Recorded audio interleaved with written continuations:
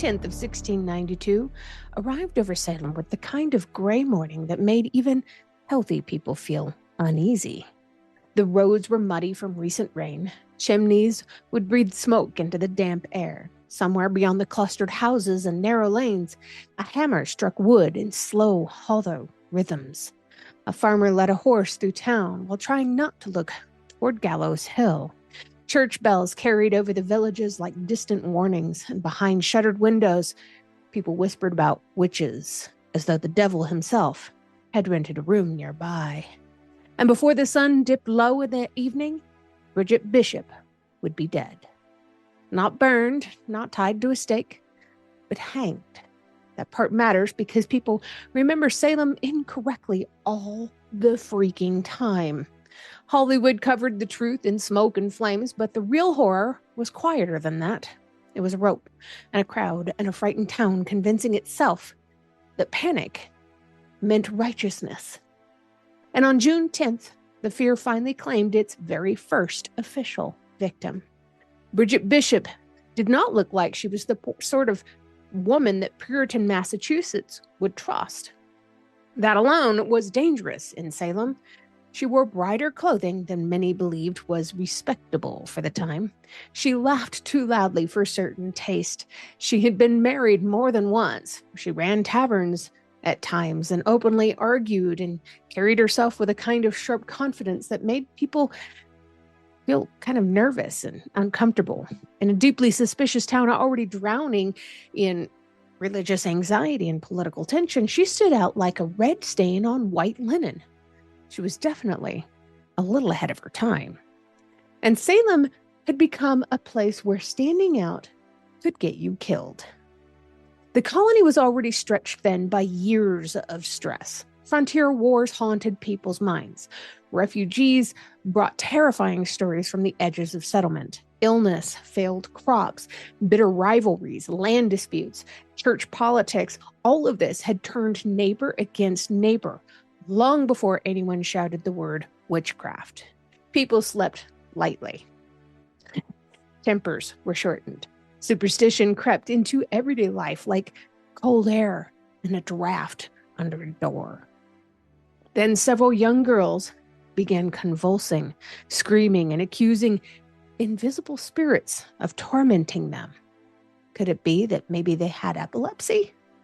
And instead of slowing down to maybe search for reasonable answers, Salem just accelerated right toward the madness. Now, here's where modern people sometimes seem to make things wrong. It's an easy mistake to make. They assume that the Bible itself caused Salem. That simply just isn't true. Scripture did not tie these knots. Scripture did not invent the spectral evidence.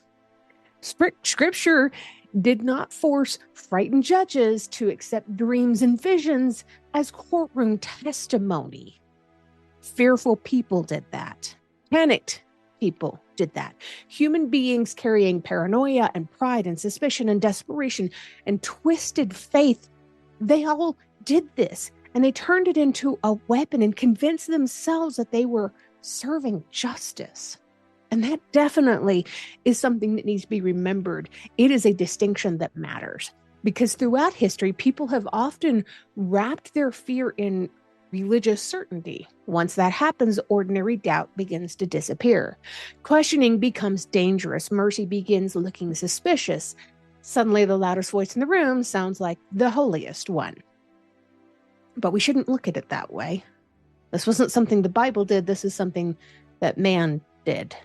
And Salem became full of very loud voices. By the spring of 1692, accusations started to just spread through the colony like sparks crossing through dry grass. Women accused neighbors. Children accused adults. Servants accused masters. Men were dragged into the war and the chaos. Even animals were occasionally whispered about as agents of evil and pets of the devil. Contrary to modern myth, Salem was not simply about targeting women, nor is there any historical evidence that redheads were singled out more frequently as witches. Fear does not usually operate within neat logic. It spreads where panic points it. There is evidence that the ancient Greeks and ancient Romans may have singled out redheads in different ways. But we'll get to that another day. This wasn't part of the Salem witch trials. But panic pointed directly at Bridget Bishop at the time, who, as far as I'm aware, had brown hair. Witnesses claimed that her specter had attacked them in their sleep. Others swore that she pinched them invisibly or appeared beside their beds at night. Think about how insane that sounds for a moment. A person could claim that your invisible spirit harmed them while your physical body sat somewhere else entirely, sitting at home reading a book. Maybe a court might hear this and treat that claim seriously? Are you kidding me? That was what was called spectral evidence at the time. Dreams counted, nightmares counted, visions counted. One girl collapsing on a courtroom floor could suddenly outweigh common sense, physical evidence, and all reason itself. This is insane. And the courtroom became basically dramatic theater. People screamed during the testimony. Some fainted. Others pointed wildly at the accused and claimed invisible forces were attacking them right there in the courtroom chamber. She pinched me. What? Judges would watch the facial expressions for signs of guilt. Yeah, if you didn't make the right facial expressions, the judge could say, oh, look, she's guilty. She smirked, she winked, she sighed at the wrong time. Who knows? Anyway, entire crowds were panicking at the proceedings the way later generations panicked at prize fights or executions. This is nuts. It was fear performing for a massive audience, and everybody was in on the play. And audiences can become addicted to fear surprisingly fast. Bridget Bishop denied the accusations repeatedly, of course. She argued, she defended herself. She refused to collapse into the meek silence the way that many would have expected her to do at the time. But that probably hurt her more than it helped. Salem rewarded submission. Defiance looked suspicious to them. Then came one of the strangest details of all. Officials claimed that they discovered what they called a witch's teat on her body. It was a strange mark supposedly used by demonic creatures to feed from witches. Okay. Your mind is probably going where mine went to at first. Was it a mole? Was it a freckle? What the freak? Later examinations struggled to locate any kind of mark again. So, was it a speck of dirt? It seemed to appear and disappear depending on who was looking for it at the time. Imagine standing trial for your life while grown freaking adults debated whether your skin looked suspicious enough to prove that you served Satan. What? That was Salem at the time. And the truly chilling part is that many of the people involved probably believed they were acting morally. They believed they were protecting their community. That may be the most frightening detail of all. Evil rarely introduces itself honestly. A lot of times, evil claims it's just following Bible. More often, it arrives disguised as righteousness. Then the trial officially happened. Bridget Bishop faced the court of Over and Terminer, especially created to handle the growing wave of witchcraft accusations. The proceedings moved fast, terrifyingly fast. Rumors became testimony. Can you imagine what that must have been like? Personal grudges that were mixed with religious dread, hearsay. All of this was passed off as actual evidence in the court proceedings. People testified that she bewitched pigs, that she caused illnesses from afar, that she appeared in ghostly form. that strange poppets were found in walls and fabrics. What? That arguments and accidents somehow pointed toward diabolical influence. And hanging over everything was the simple reality that once enough people became convinced something terrible is true, opposing them grows dangerous. This is especially true in a place already consumed by fear. Then came the shocking reveal that most people never really hear about. Years before the Salem trials even exploded, Bridget Bishop had already been accused of witchcraft once before and had survived that accusation. Instead of proving that the earlier claims were nonsense, many people in Salem viewed her survival itself as suspicious. In other words, being falsely accused once became evidence against her later on. That is insanity. Imagine being cleared of wrongdoing only for frightened people later on to say, well, the devil must have protected her the first time around. That's how paranoia traps people. No answer becomes good enough. No defense satisfies anyone. Once fear decides you are guilty, innocence itself begins looking suspicious. By June 10th, the outcome was practically decided before Bridget Bishop ever reached Gallows Hill. The crowd gathered early. Some came solemnly. Others came curious. Public death has always drawn people in ugly ways. Horses stamped at the dirt. Children would watch from the edges of the crowd, and ministers prayed. Officials maintained order as best they could, while the colony marched one frightened woman toward a rope. And there, beneath the open sky of Massachusetts Bay Colony, Bridget Bishop became the first person executed during the Salem witch trials.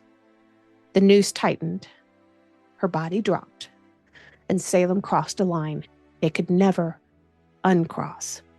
What followed only grew darker.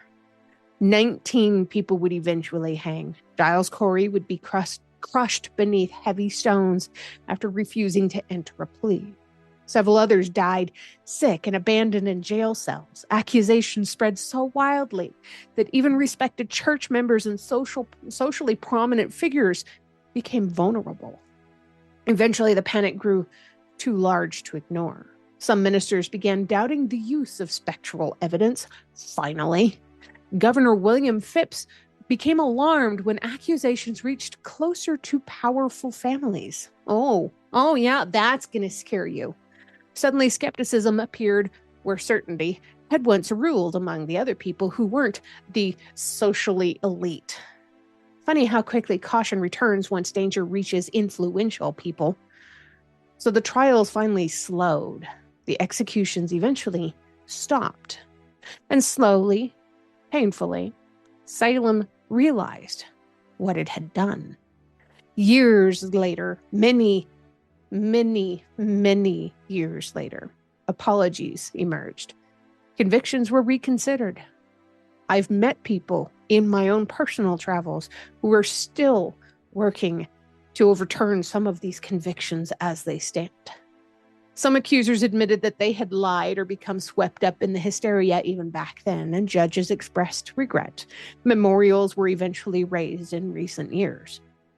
But apologies can't untie the ropes. They can't restore stolen years or the families that might have come from these people. They cannot erase the terror of standing before a crowd that mistakes fear for justice. And that's why Salem still matters more than the 3 centuries that have passed since then. Not because of magic and witches secretly ruled by New England, but because Salem exposed something deeply uncomfortable about human nature. Fear spreads fast. Groups become irrational faster than individuals do. And once people convince themselves that they're morally justified, they can rationalize almost anything. That lesson never really stopped being relevant. Every generation believes it would have behaved better than Salem, and yet we see these behaviors repeating over and over and over again. More generations, and most generations, are wrong. History happens in small moments first. A rumor repeated maybe one too many times. A frightened community looking for simple answers or one person to blame. A courtroom lowering standards because emotions feel stronger than evidence. A crowd deciding that somebody feels guilty before the proof even arrives. And by the time people recognize the danger, somebody is usually already standing beneath the rope. Today, Salem is crowded every autumn with tourists and museums and ghost tours and witch hats and souvenir shops and candlelit attractions. Some presentations are thoughtful and respectful, but others turn tragedy into carnival entertainment. I don't know which way most of you lean, but I feel like the carnival entertainment feels distasteful, even after all these years, knowing that these people died for basically nothing. But underneath all of it rests a historical, brutal truth. Bridget Bishop was not killed by magic. She was killed by fear. Fear wearing the clothes of certainty. Fear carrying a Bible in one hand and suspicion and evil in the other. And that may be the darkest thing Salem leaves behind. Not proof that monsters lurk in forests or shadows, but proof that ordinary people can become terrifying once panic convinces them they are unquestionably right in their own opinions. The devil never needed to appear at Salem. Fear did the work for him just fine. So what do you think is the most dangerous thing in the long run? Genuine evil or ordinary people becoming so convinced that they are righteous that they stop questioning themselves entirely? Normally, this is where I tell you to make sure that you like, share, subscribe, and follow the podcast, but I can't do that today. This one was just a little bit too dark. Thank you for watching.